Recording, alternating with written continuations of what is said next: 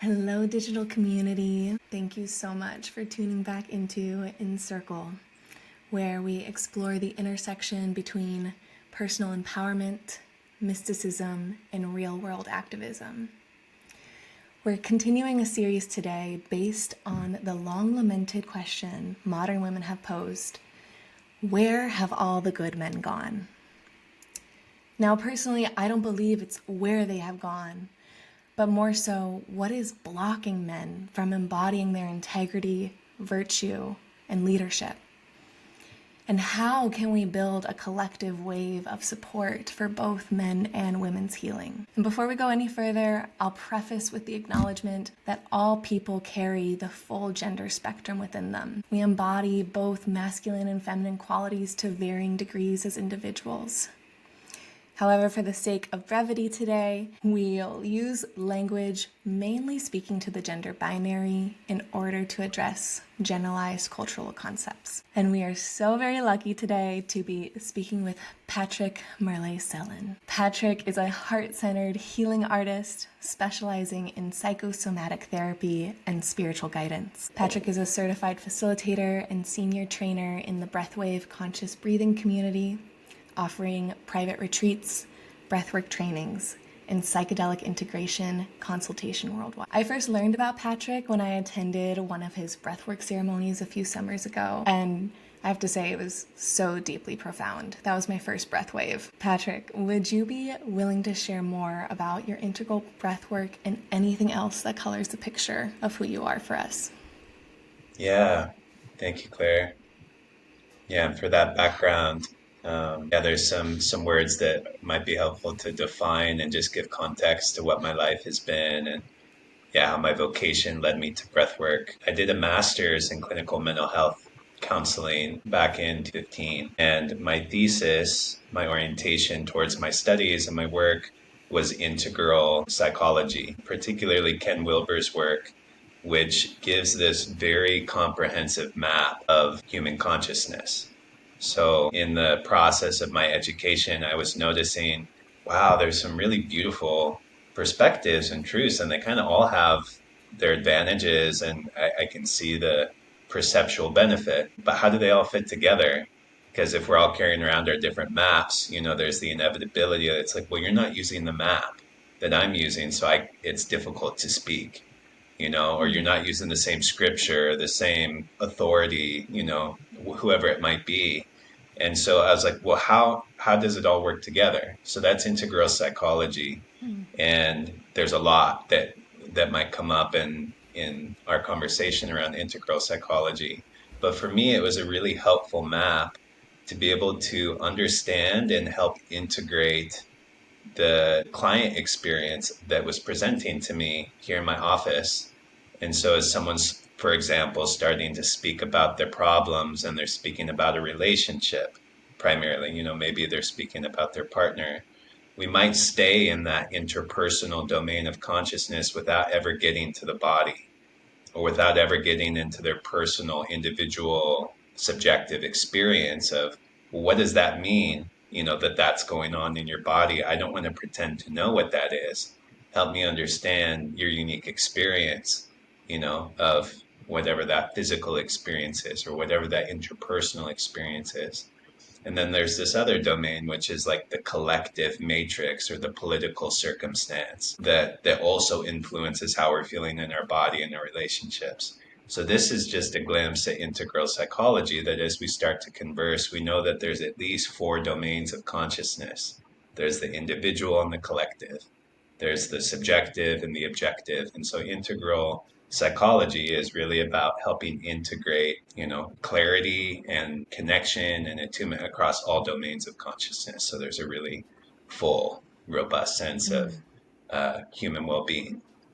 So that's integral psychology. And as I was working with that map, it was really helpful. I could start to gain deeper momentum, depth psychology with my clients, but I wasn't able to get as deep into the body and the conditioned memory that was influencing the feelings and perceptions. I couldn't get in there and like move around. And so I went on the search for a somatic experiencing practice that could really go as deeply and as broadly as I was seeing was necessary for my practice, both with men and with women in my practice. And eventually that journey led to a conscious connected breathing practice called Breathwave. And so there's much I can also share about Breathwave, but integral breathwork is the alchemy of integral psychology and conscious connected breathing, so that in a session or in doing work with men or women, we can do that comprehensive attunement to, like, are we seeing the full picture? Do we actually have an accurate map? Are we looking at the territory well? And then once we're clear on that, we go into the breath through the body to bring up the actual unconscious experience or unexpressed emotions that are the barriers from someone moving forward or emerging from that protective survival state that most of us are in, with our perceptions and beliefs about what's possible. And the body's simply brilliant in this connected breath of bringing up what's in the way of us actually stepping into that greater integrity. So, yeah, the last 5 years is just a deep, beautiful laboratory here in my office and also in the community. Like you said, you joined a breathwave ceremony at a festival. So there's the individual and the communal aspects of what we can do when we start to build personal coherence with those unexpressed realities within us. But then there's the communal experience of how beautiful it is to relate with each other from an embodied state of coherence. And so this is really my work, is like these inner depth experiences with one-on-one therapeutic content, and then bringing that, those laboratory findings into the collective experience. And That is so incredible. Like that deep, deep dive cannot be underestimated. Truly, I have similarly had an experience that many folks, I think, in the American capitalistic constructs can probably relate to, but I find myself and have found myself throughout my life very much conditioned to be in my head. And only in the past handful of years have I begun to bring even awareness to that and deconstruct that patterning to come back into the body and recognize the breath as a gateway to releasing these psychosomatic insights that our bodies are holding that we're yeah, otherwise not even aware of. that's right. So that are I'm that are dictating our perception. That's the other level, is we can do so much work from the top down, only so much work from the top down. But then when we start to get these bottom up technologies, it's like, oh my gosh, I didn't know that that was there, and it was affecting everything. And that's one of the awakenings from good somatic therapy, is that the body just requires that deeper attunement and sense of safety in order for a new reality to spring forth. Yeah, absolutely. And the language of the body and the nervous system is like a whole other, like you were saying, it's a different map, right? A different lexicon to work with, to understand. But Yeah. it's our home, it's our temple. It's a language we like innately do know how to learn if we just drop from our heads into the senses. So I'm curious, from your laboratory investigations, are there any patterns you've seen with masculine identifying people that you've observed to maybe be some of those imprints or blocks? Yeah, great question. I'd love to keep it in the context of integral psychology and conscious connected breathing, because there's a really beautiful transmission and clarity that can come, I think, for those that haven't experienced a conscious connected breathing practice. What's really happening when you lay down and breathe, and how does that actually speak with what's going on, in the mind? And so, to your question, the patterns of, we could say, toxic masculinity, or we could say fearful masculinity that parades itself with power or dominance over other people. All of these traits that we might look at and be like, there's something wrong with the male psyche. What's going on? These show up as repeatable patterns within the breath, the respiratory rhythm. And so one of the ways we can see this is that if I'm starting to connect with a man, for example, and it's like, great, I hear that you're working really hard, you're providing for your family, you're doing all these things, but there's some emotional stress and there's some unmet needs between you and your partner. Is that right? And it's like, yeah, that's right. I don't know what's going on there. It's like, well, great, let's lay down and breathe and see what your body has to say about the same conversation. So we lay down, and one of the traits or one of the patterns is that you're going to see this over efforting in the breath. There's going to be a control or a push that you could even see like on the inhale, like the body like laboring to like bring the breath in and push to get results. And this is one of those primary traits within males that we learn we have to work hard to get results. And we might be doing that from a place of dissociation from our emotional coherence. We don't know why we're having to work so hard. We don't know if this job is actually what brings peace and passion in an organic way from our souls. And so there's a dissonance between what we think we're supposed to be doing and what the body actually feels and how it wants to express itself. And so this is one of the classic breathing patterns that we have to work at correcting as breathwave facilitators. And yeah, so just being able to verbally speak to, I see that you're working really hard at your breath. Can you relax that effort a little bit? Can you open to the power of the breath without pushing or forcing the breath? This is an example of like a verbal direction that just that shift is going to correlate to a deep emotional state, probably all the way back into childhood for that man, where they were looking at other men or they got the sense that's like, I need to like, you know, be this warrior. I need to do it. And that might be true, in some context, but when it relates to our own inner feminine or our own body, embodied experience, there needs to be that more gentle approach to the power that wants to move in order for the body to feel safe to express it. So yeah, that's just one example of how it shows up in men and how it starts to correct in a breathing practice like this. Absolutely. That is such a powerful micro example because it's a ripple effect to the macro, right? Like Hmm. how we hold our bodies, how we breathe. You're right, is an imprint and a mirror for how we've been taught to function in the world and behave.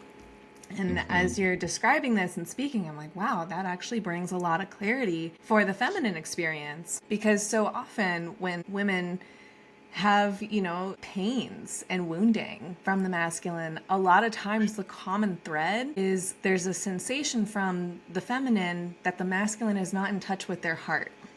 Hmm. And there's this misunderstanding of that very like direct perspective of like accomplishment and drive that I so celebrate in the masculine. However, when it's too clenched, right? Hmm. It's like too pressurized and forceful. That's when it creates that dissonance and disharmony, right? Yeah. So Yeah.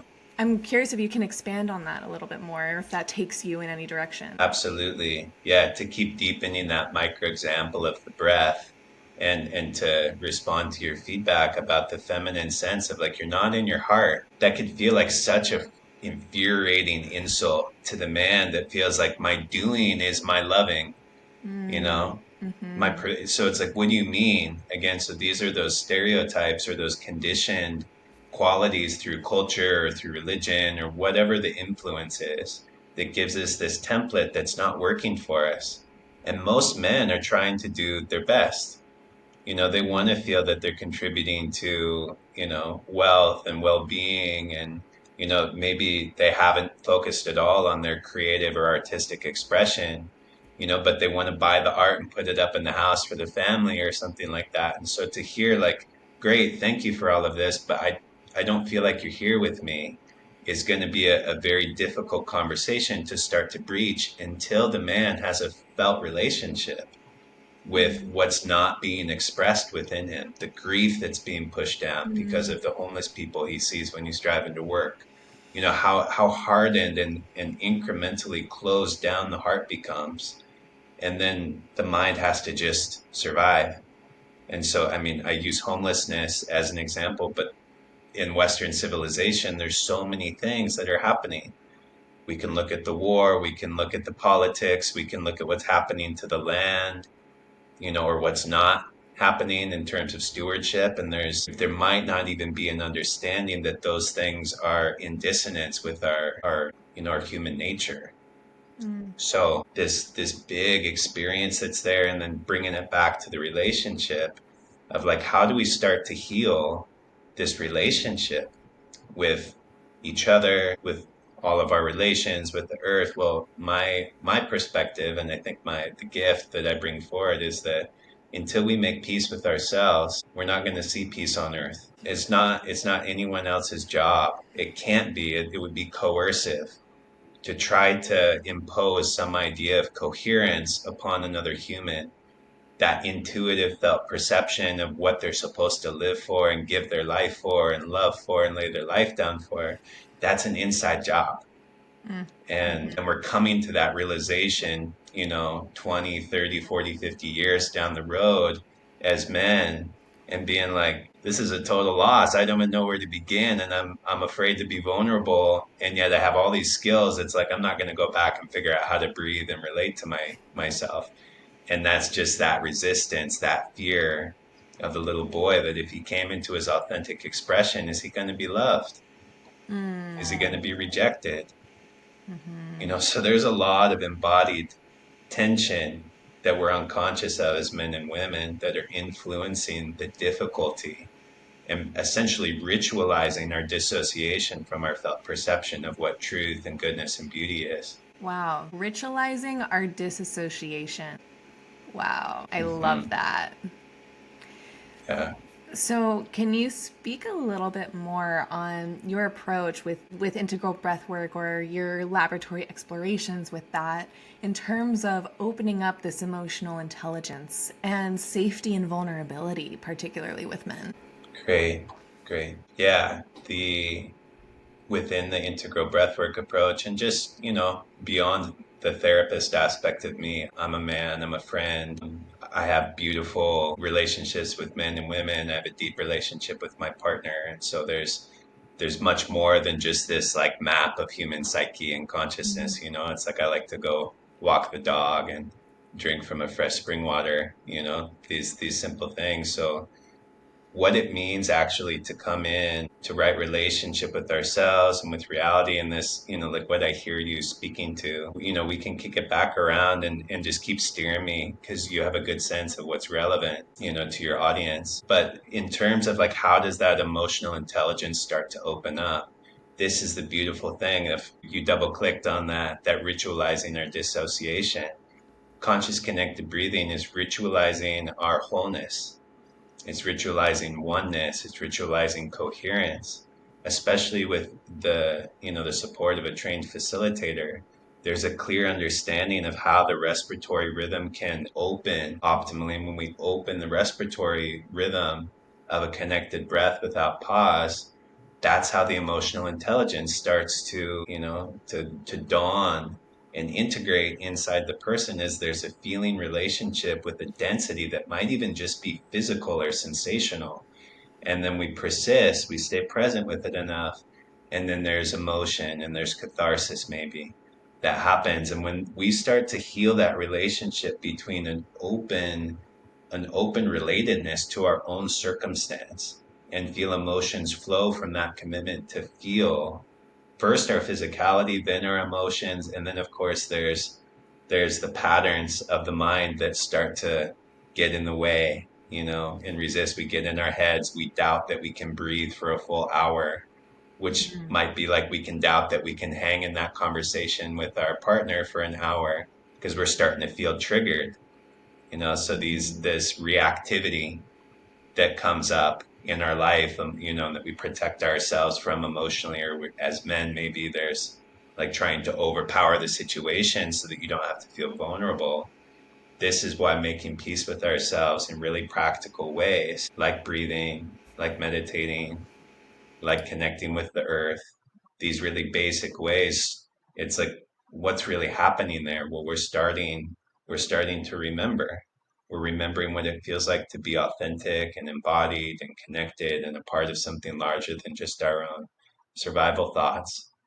So, yeah, in terms of the emotional intelligence, it's really beautiful to see how efficiently and kind of how quickly it feels miraculous still to me each time I lay down to breathe. When I notice, I'm like, I'm in a mood, you know I'm in this funk and I'm going to start taking it out. It's like, I don't want to do that.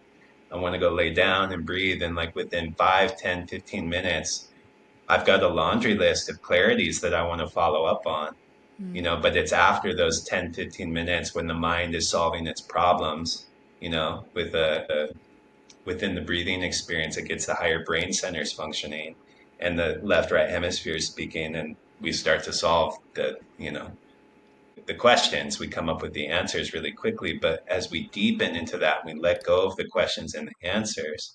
There's a deeper wholeness, as you're speaking about, like the nervous system and polyvagal theory. We start to feel the breath coming up from the depths of the body where we might not be accustomed to breathing. And there's so much good neurochemistry and efferent nerves that speak up from the pelvis to the brain and give it wisdom and revelations to then perceive from that embodied sense of, I can trust myself. I belong here. I'm safe in my body. And so once we start to breathe open into that full potential that we have within our body minds, it's actually quite natural to start to relate and ritualize deeper qualities of intimacy across genders, but also across our own hemispheres, our ideas and our feelings coming into that. It's like it starts to become like this art and this alchemy of, I know who I am, I know how to express myself. It feels good to show up to my daily tasks because I'm doing it from this place, of coherence.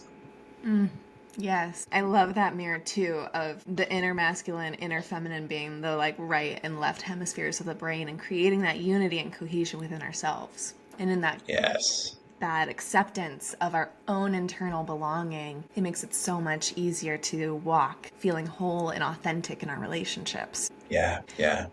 And I'm hearing you illustrate like these very simple practices that people can start leaning into of even just taking 5-15 minutes to deepen into the breath, go for a walk, bring more presence into their physical senses, work with a trained facilitator.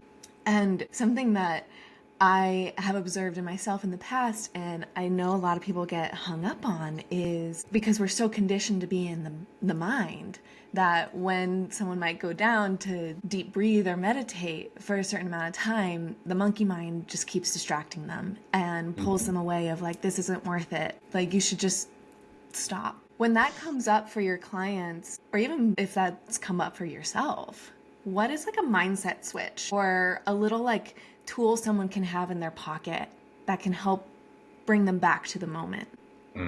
That's such a great question. I mean, what you're touching on, I think, is at the heart of any healing modality. Like, let's take Chinese medicine, for example, if that's something that, gain out of the Western medical or Western mind. And it's like this beautiful, comprehensive understanding of how energy moves through the body and emotions influence the symptoms that express themselves, within this, that like, how would I describe it? That like, no matter how good the diagnosis or the practitioner is, it comes back to the willingness of the person receiving the guidance to keep receiving the guidance, to comply, and to sustain that effort long enough to see if there's a shift. That's at the heart of most resistance, I think, that we come up with. Is it worth doing?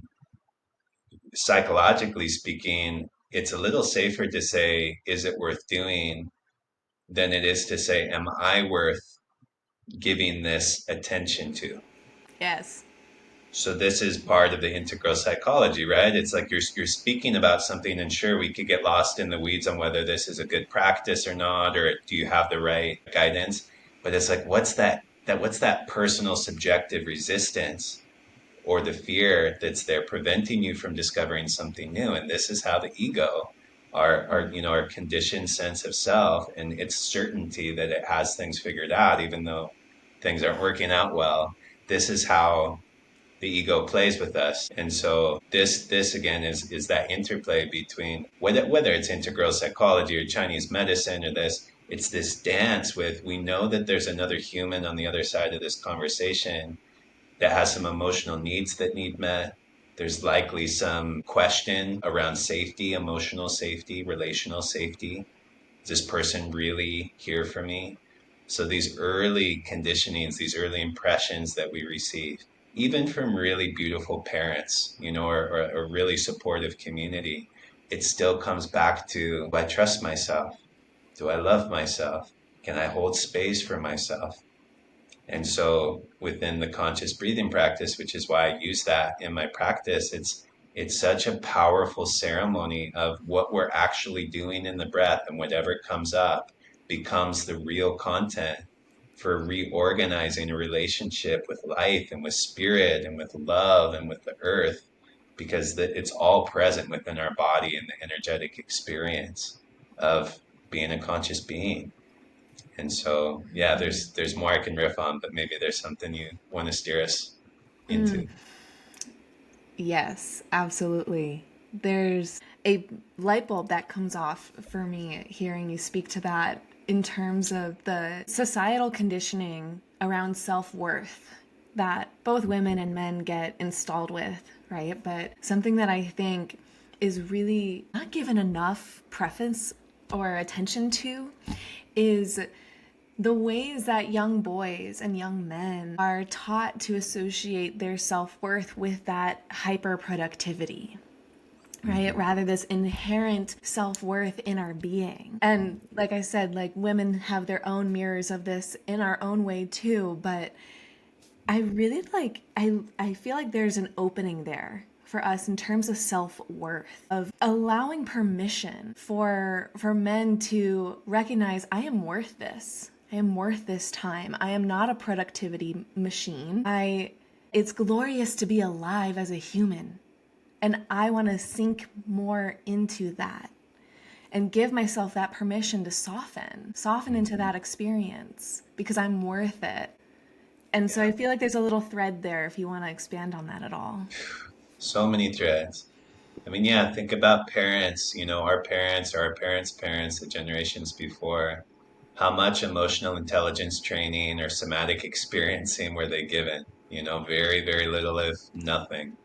And so when the emotional need of a child comes up, the natural response would be, I'm uncomfortable with this and I'm going to close it down, if it was triggering their own unmet needs. And so we see how this just keeps passing down generation from generation until, someone becomes conscious enough of like, it has to end with me. I understand I might not get what I need all the time from my parents or my partners or my friends, but what does it mean to start to give this to myself, to start to feel worthy of my own experience? And one of the things I like to say is that when that first dawns on you, that might be when you show up to a therapy office like mine, or maybe you've shifted out of a toxic relationship into a new one and you're really hoping to do it differently. You started to notice the pattern, but how do you really get to the root, of what's going on? And I think that this is again, one of the gifts from spending 10 years with people in deep process. I see, for example, let's take grief, something that our culture is learning to start to dance with in a new way, but largely uncomfortable. We don't take time off work. We just keep going. We keep working. And there's no felt relationship between that loss, say, in our family, loss of a loved one, and this panic attack that I'm having here at work. There's so many ways or examples that we could draw from within this, but the realization that it's not going to get better by doing more. There's a new quality of being that needs to come in. And it's in that quality of being, even with grief, that you start to feel worthy of your experience. It's like, of course I would be grieving. Of course I would be heartbroken. Of course I would be dysregulated. And even in the shadows, when we're just starting to learn this, that's kind of when it's most difficult. It's like a child on a new bike. It's like, get ready and have a beautiful experience. But it's like, I don't know what balance feels like. I don't know what I'm doing here. I don't have that the interoception is the fancy word of like that interrelated balance quality. And so this is one of the ways I think that men and women might give up too soon because they're not sure if they're gonna, come through. I'll meditate for 15 minutes back to that example. And now my mind's starting to move. And how do I shift that? Part of it is to start to deepen this relatedness with the way it happened to us, the way our heart got shut down, the unmet needs that didn't get addressed. not to blame other people, or tear Mm-hmm. our parents down. It's like everyone's probably doing the best that they can. And now it's up to us to take self-responsibility in this case for, I don't know how to stay persistent with myself in a feeling of wholeness or worthiness or self-love. I honestly don't know what that means. That's probably where you're going to start if you haven't been doing this work.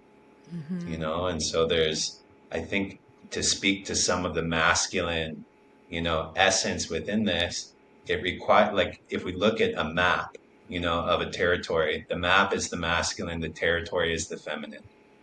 And so if you're going through an experience that's going to be really difficult, it's helpful to have a map to know how long you're going to have to go and how long to prepare, how much food to bring, and there's something about that space holding that, like, a map brings to a journey, that we need from men and from women in a process that we're not sure. I think of birth. It's like, if you're trying to Mm-hmm. free birth or trust the physiology as much as you can in your birth, it's helpful to have a woman or a man that has an understanding of physiological birth so that you can trust yourself. Mm-hmm. If you don't know what the dangers are, you're going to get into the weeds, and it could get to be an emergency.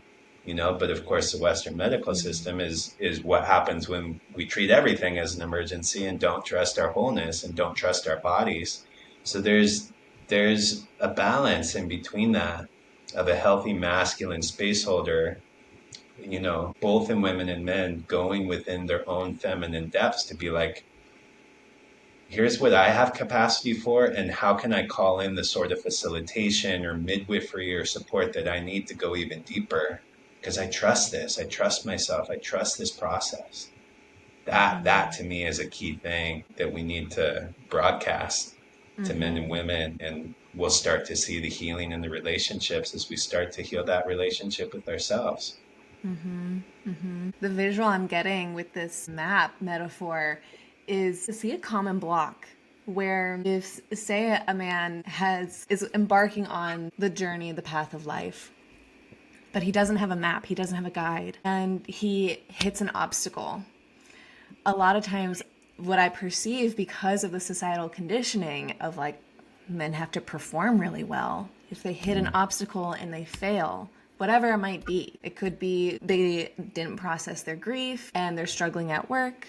It could be, there was a misstep or a misbehavior in communicating with someone, with their woman, whatever it might be. And instead of feeling that resourced support of being able to process that, to slow down and deconstruct and learn, what can happen is shame gets installed instead. Yeah. And there can be a shutdown of shame. And I'm wondering if there's any insights you have around shame, particularly in the experience of the masculine, in this hmm process of opening up our hearts in the vulnerable work again, of, like, coming back to the work, right? Yeah. Yeah, thank you for bringing shame in. That's a key one that can lurk in the shadows around a conversation like this. So thank you for naming that for us. And yeah, there's a number of ways to maybe understand or relate in a different way with shame. When we say shame, probably everyone listening to this has three examples of things that come up of, like, yep, don't want other people to know that. Definitely shouldn't have done that. I take it really personally that I messed up in that way or did what I did. So it's like, quickly there's a defense, there's a protector that shows Mm-hmm. up that doesn't want to relate with that part of us. And so what I want to offer is that, what if you saw shame as an ally that's showing you where your gold is, or it's showing you where your medicine and your deepest purpose is, that there's no way there would be such a recoiling within your lived experience from something that happened if it didn't deeply, deeply matter to your heart. If there wasn't something very precious and innocent that wanted to become more of itself, but because of the circumstances, it contracted, or you got hurt, or you hurt somebody, and then you don't want to deal with it. Well, that means it must be pretty damn significant, you know? That energy and that love or that life force or that curiosity that expressed itself in an unwholesome way or a deviant way, you know?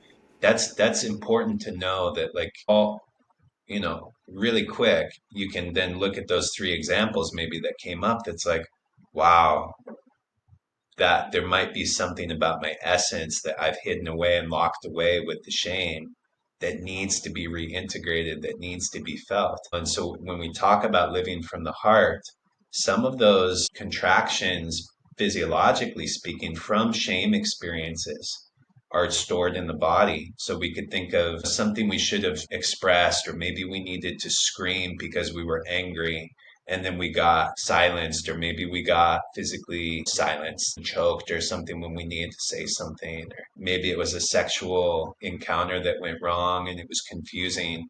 These contractions happen in the throat, happen in the pelvis, happen in these deeper spaces. And so when we talk about living from the heart, there's also like living from the entire embodied experience of energy getting to flow freely and wholesomely. And, in the case of the pelvis, this is one of the spaces that we're going to work with the most in breathwave facilitation, is helping people feel what it's like to breathe all the way down through their lower belly and even down into the genitals, because those can be places where unexpressed emotion just tend to sit stagnant, confused, distorted. And so we could have a very open heart, and this might be one of the things like within the feminine experiences, like, I'm here to help, I'll lay everything down, I'll cook you the meal, I'll do this. So it's like a very open, serving heart, but there might be shame in the gut, or there might be abuse in the body. And so that love and that service is coming from a place of, but what about my needs? Do you even realize that you have any needs or unexpressed desires that are stored there as shame or contraction, trying to protect you, from having that experience again? And so, actually, an open heart is about feeling the breath loop down from the tailbone, from the prostate, from the yoni, feeling the energy of your life force and your eros and what you give a fuck about in your life move through the body in a gentle way. That it's not about like just like whatever, like plunging the kundalini out of that, just coming on fire for life. It's about doing that. Sure, feel the kundalini, feel your sexual energy, but when you feel that come up into your heart and start to bless you, not turn outwards and I want to go connect with my partner. It's about holding that space for you to feel the fullness and the love and the openness that comes from that sustained presence that most of us didn't get from our parents or from our culture or our yoga class or our therapist. These are things we have to start to discover and feel for ourselves. So to me, that's again the gift of a self practice. Is this is free. This is available to you always, everywhere. Go lay down anytime you crave to feel nurtured. And in the meantime, you might need a guide. You might need a midwife to hold that space for you until you know you've got it, and then when you don't have it, you can come back. And so you're starting to build and mature, through the adolescence stages of a spiritual path, or a psycho spiritual or emotional well-being path. Yeah, and you start to come into a different relationship with yourself. You feel at peace with yourself. That is so even nourishing just to hear. Thank you for Mm, that. Something that I have contemplated in my own relationship and understanding of shame is shame similarly as an ally in terms of guiding and illuminating for us where we desire more belonging. mm, Because shame, the defense mechanisms that come up around this that you spoke to earlier, to me, that feels like such a primal part of the brain that mm, says, if I feel shame, that means I'm being rejected and I'm therefore not safe. And the primal brain feels like I could get ejected from the tribe, the mm, community, the village. And inherently, that feels unsafe for us. Because if we, back in the ancient days, we wouldn't have survived. And mm, some might argue, even today in modern times, we might not survive completely isolated. mm, And so that, like, primal defensive reaction is very valid. And at the same time, when we soften that armor that naturally comes up and get curious and inquisitive about it, you're right. I feel like there is a lot of value in allowing that shame to point us in the direction of where can I actually walk in more integrity? Hmm. Like, where can Hmm. we can all use correction. We're all fumbling around as humans in this world, learning how to do it day by day. Where can I Hmm. offer more self forgiveness and compassion for myself that no matter how old I am, I'm always learning? Hmm. Yeah. And recognize that the drive behind shame is a desire to belong, is a desire to feel connected in healthy relationships, to be included. Hmm. And I know you do a lot of work with brotherhoods, even with ceremonies, with public gatherings, with retreats, and from your experience of facilitating more of those group level immersions, is there anything that comes up for you around that medicine of brotherhood? Hmm. Hmm. Yeah, thank you for that question. And the truth is that my work with the men in particular, with brothers, my personal story has had quite a bit of difficulty and betrayal within friendships and brotherhood. So throughout the years, there's been a lot of medicine for me in the ways that my heart's closed because of pain with a brother, with a friend. As I come into more authenticity, the way that that grows me apart from certain friends, and that maybe my authentic path does harm to them in that way, causes them pain. You're not being loyal to me. So, yeah, I'm tracking my own healing and my own growth around this. That, man, it feels so. I have that, but I also have such amazing brothers. I have such amazing friends, that I feel comfortable being hugged and held by and supported by facilitators that are men that will lay down, and I love receiving that facilitation from my brothers, or on the ecstatic dance floor, contact dance with a man, and getting to enjoy the strength and the connection without that needing to be a sexual thing per se. There's so much healing that starts to happen across the spectrum of sexuality and masculinity when men start to feel safe being authentic to their truest expression and their desires. And it actually requires that safety and that vulnerability and that connection and that experimentation to come into your deepest integrity, as you're saying. And so if you don't know what that is, you're going to put on a charade of who you think you're supposed to be as a man. And so with the brothers, this is what we know that we're gathering to ritualize, is that there's shadows that need attention, that are present here, ways you haven't felt safe being in your essence or your authenticity, would be ways that I would describe the shadow. And there's going to be some tricky ways you start to interact or get your needs met until you understand that you need to own that unexpressed truth or essence or experience or shame, and start to come back into right relationship first with yourself. And when we feel and see you doing that work with yourself, you're at peace with us as well. Like you're saying, we feel our brother in his heart, in his body, in his root.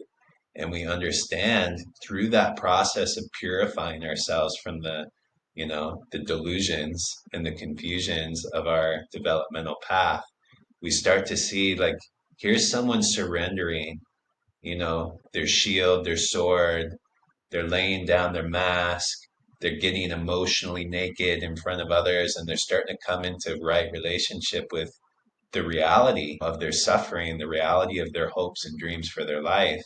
So this is the nature, from my perspective, of what we're doing with in men's work and with brotherhood, is starting to rebuild that sense of safety and connection and appreciation amongst men, where we can lift each other up and see each other in our essence and be like, brother, I see you. I love seeing you in that light. I want to see more of that. Keep singing, keep working the drum, like it's like we crave that experience from our brothers, and then have this feeling of like there's, in our fear or our separation, it's like, ooh, this feels competitive. This is competition. There's so much ego. He needs to take there's all of this kind of energy that can happen in men and women's circles. But when we start to do it from a place of surrender and authenticity to what's required for us to start to feel at peace with ourselves, that's what makes us safe with ourselves, and in right relationship with our power. We know we're not fooling ourselves. And so it's within that culture of developing somatic safety, relational safety, that we get to start to experience a more beautiful world, a more beautiful community. And we can start to develop systems and structures that support that beauty, like updating the zoning laws so that we can have an eco village wherever we want. These systems are in place because of that isolation and that fear and that separation. It'd be easier for us to just be alone, so we have those laws and systems in place that might prevent us from stepping in. But this is the edge, Mhm. peacemaking. I think with the brothers is like, what if you could be using all your skills, all your software engineering, all of your creative passion in service of creating the more coherent world that we feel in ourselves? We're ready for this, but how come we can't do it? you Mhm. know so this to me is like to be like at peace with yourself, whether you're a man or a woman. It's showing up and reclaiming our right to be in our power, and to be Mm. in humility with that power, not coercive with the power, but to feel the fullness of life and spirit moving through us, to feel that energy flowing through our eros and our sexual connections with our beloveds. It's like that's how we start to come in integrity, is Mm. feeling that nature. Yes, I love that so, so much. It brings up on the feminine side, extension of our shared mutual network is this beautiful women's gathering called Temple of Belonging. I highly recommend any femme that can go, please join us. And something that really has landed for me over the years of attending Temple of Belonging is that kind of like accordion expansion of what belonging means. Where if we want belonging, if we want brotherhood, sisterhood, community, if we want that belonging, we first have to be stewards of it. Like we have to first create that opportunity and that initiative to create that repair and relationship with others. But that first starts from a foundation of belonging to ourselves, belonging to life, belonging to all of creation. And Hmm. it's a mirror of the micro to the meso to the macro. Hmm. And you were sharing with me previously about your upcoming men's gathering, men's prayer for peace. And I was just, before our call together, was really just feeling into that and absorbing so much gratitude to even be aware that men are gathering in a good way, praying for peace. Hmm.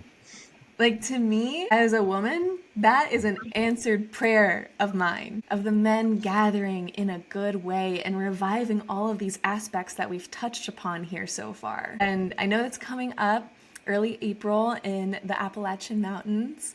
So please share with us Hmm. anything and everything about it. Wow. Yeah, thank you for teeing that up. And I love feeling like that feels so, like that's like fuel on the fire for me, to hear. And like you're speaking to this deep resonance with Temple of Belonging, which I'm also intimately connected to through my prior partner who founded Temple of Belonging. She's doing such a beautiful job leading the charge, and calling all the sisters together to be in that, in the circle together. So I love hearing that resonance, and I love feeling that right alongside the men's prayer for peace.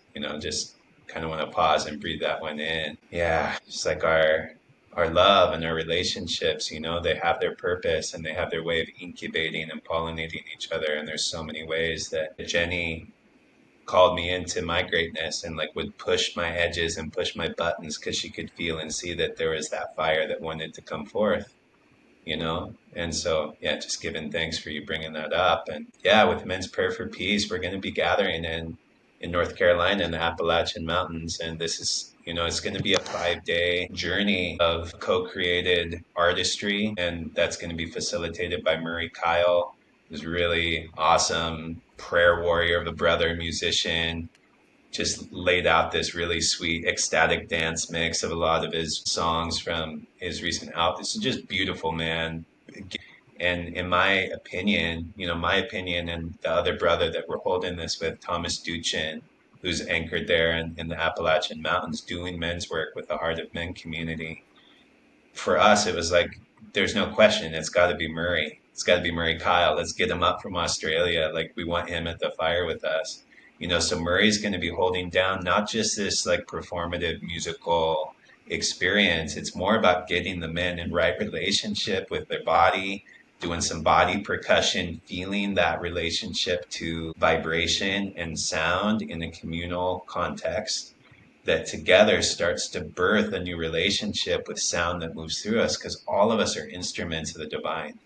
All of us have that conduit, and it doesn't need to look like a musician per se, but to come into right relationship with your voice and your power that fuels the expression of that voice. You're an instrument of peace at that point. You feel the peace at being in alignment with something soulful within you. And it's that balance actually between safety and peace, we might say, and that soulful power that for most men, it's like if they get to step up and be seen in their greatness, they're going to be a man of peace. So it has to start with that humble recognition that there's a lot that's in the way that's trying to protect us from getting hurt or shamed or shut down like we did when we were a boy.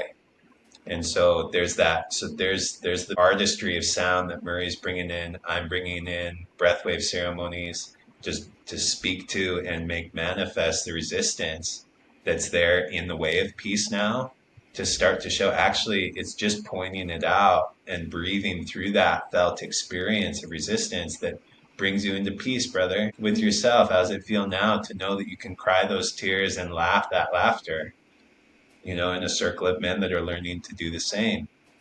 And so we have that piece. And then Thomas Duchin is going to be holding down the rituals that he's crafted with his brotherhood there on the East Coast.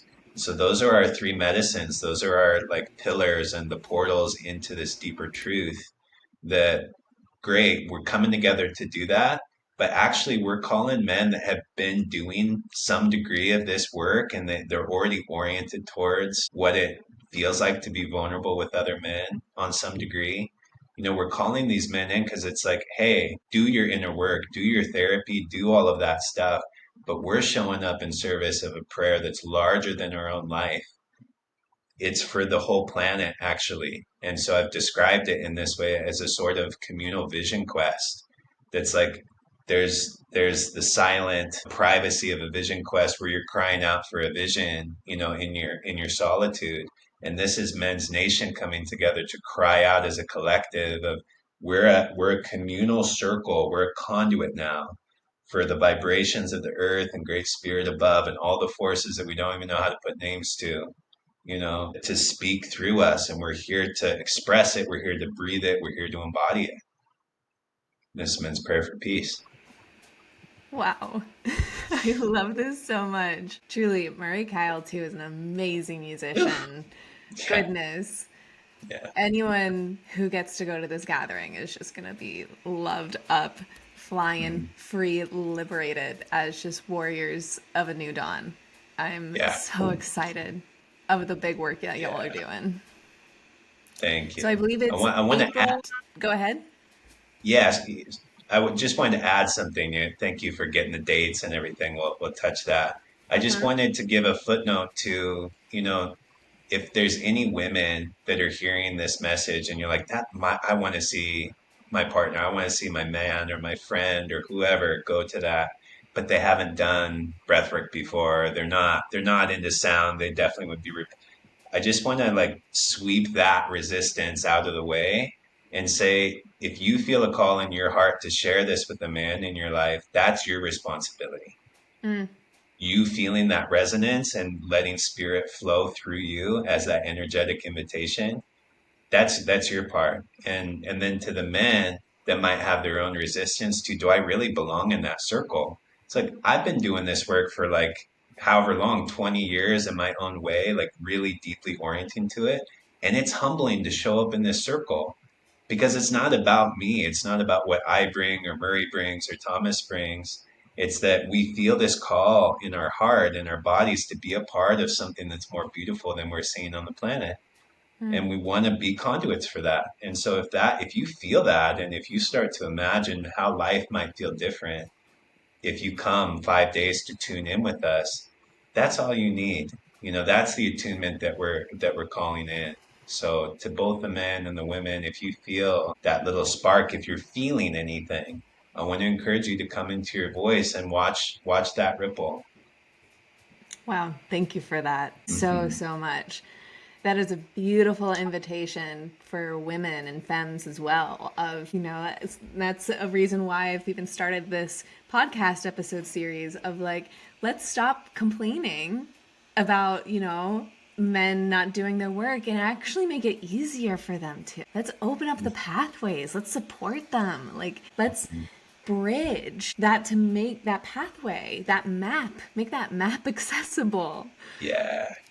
I love that Yes. so much. And that permission as well to stretch for men too, to choose curiosity and soften a little bit in terms of experimentation. Hmm. I so appreciate that. Yeah.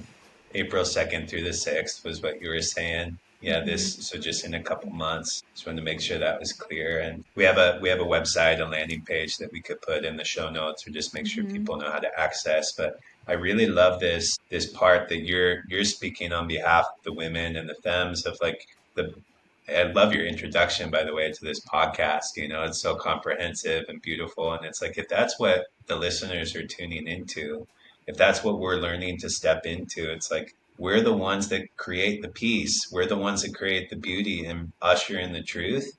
And it's starting to build a capacity emotionally, relationally, to start to speak the truth from the heart, from the root, and start to feel actually how beautiful and terrifying it is to be a conduit of spirit, to be a conduit of that life force energy that wants to make new, the old systems.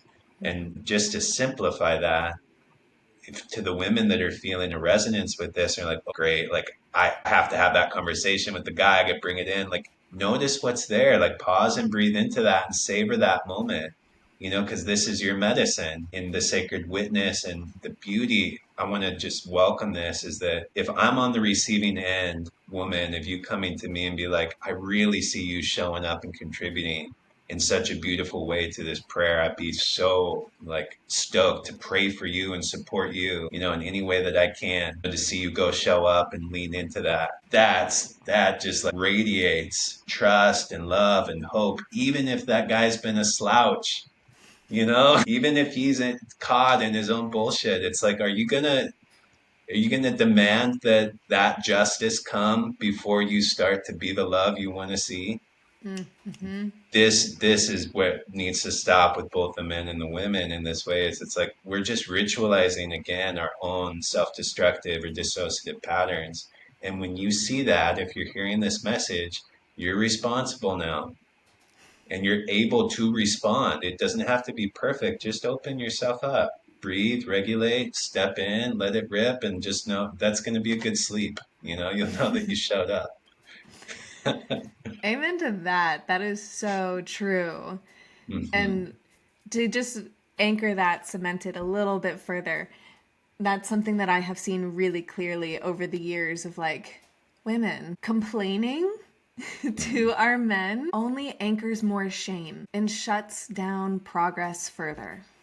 Mm. There is a way of communicating our encouragements for the men in our lives to grow in the ways that we see their potential to, in a way that's loving and that's Hmm. compassionate and understanding. And that is so much more life-giving, fertile soil for the change and repair that we're actually Hmm. desiring.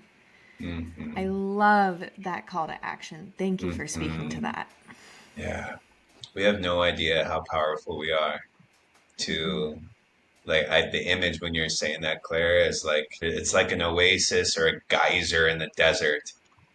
It's like parched land is starting to receive what it needs, and where there's something beautiful that happens. Yeah, it's parched land. Yeah, there's pain and destruction and difficulty and weird dynamics playing out in our relationships. Of course, this is Earth, baby. Like this is where that happens. We came here to learn about this.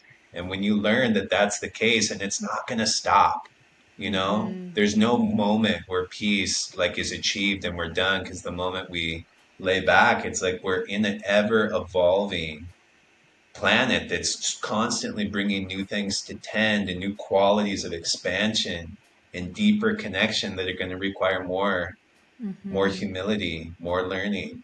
So it's just get used to the fact that this is going to be ongoing, and that we can learn to start to ride the wave and feel the beauty together and calling each other into that, you know, that deeper prayer, that deeper recognition. Is the definition I have for prayer comes from this Sioux Nation indigenous man named Ohiesa.